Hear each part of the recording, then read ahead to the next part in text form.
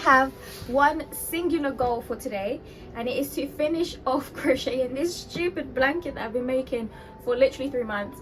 I think I started it just at the end of October, somewhere around there. It's one of those bubble stitch blankets where it's going to be like red, white. And obviously I have a nice little pile here, but this is nowhere near enough to finish the blanket, and I just want to finish it so that I don't have to keep looking at this mess. So today the goal is to just finish off all the squares. I don't mind if I don't sew it together, but I need all the squares to be finished. I literally wrote down what I needed. So I need 20 red ones, so these ones here with the regular heart, and I need 21 white, and it's one red one with an R on it, which I have already made. I'm gonna put this one in the bottom right corner, so it's like, you know, R for Acer for me. So let's actually count up how many, because I don't know. So that's 1, we've got 2, 3, 4, 5, 6, 7, 8, 9, 10, 11, 12 and 13. So we've got 13, that means we've got 7 more of these to make, and then 21 white ones to make. I am using the Hobby Baby Snuggles yarn. I wish I got sent this for free, but I didn't. I paid a lot of money for all of this yarn, and it's everything I need to make the blanket. Hopefully I shouldn't need any more, because I did calculate it. My maths isn't very good, so let's just hope I did it right.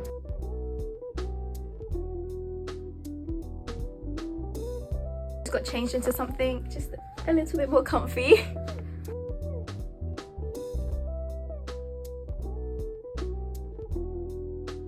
Okay, that is the first one complete. But look, can you see that? I missed the middle dot for the bobble stitch. I missed the middle part of the heart. So I just got all this way into the first one, and I literally forgot to do the bobble stitch here for the point of the heart. How can I do that? I got all the rest of them and I forgot this one. I think what I'm going to do is I'm going to do a surface stitch and then just fill it in. Okay, I did a little surface stitch, but it turned out a little bit smaller, but I don't think you'll be able to tell when it's on the actual blanket. So I have made 20 squares. As you can see, they've all got their nice lovely little heart on them. But now the question is, I had to crochet these ones individually, even though you're supposed to make them as strips. So you're supposed to crochet, like, you do the red, and then you continue, you change the color, and then you crochet the next color, and then you keep switching through. But I had to do them individually because my delivery of this color hadn't arrived yet when I first started.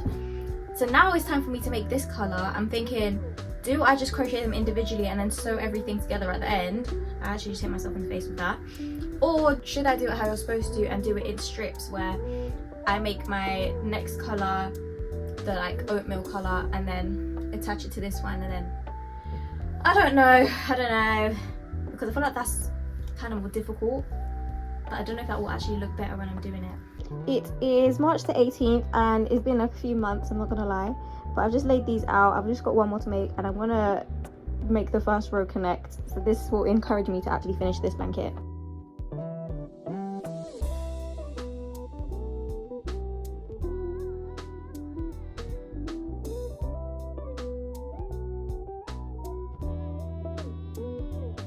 I don't look crazy, but I'm in the zone. I'm giving you a little size reference right now, okay? Like, you see this blanket? This blanket is big. In this process, I've stumbled across 2 main problems. One being I can't count. I cannot count to save my life. And the second one being I only have 3 balls of yarn left. This is the one that I'm attaching all the pieces to, so I'm not even counting that. 3 balls of yarn. I've still got 5, I think 5? I've still got 5 squares to make. And I still need to do the edging. The edging, that's the third problem. I'm going to tackle that one as I get there. That's too many things to think about at once.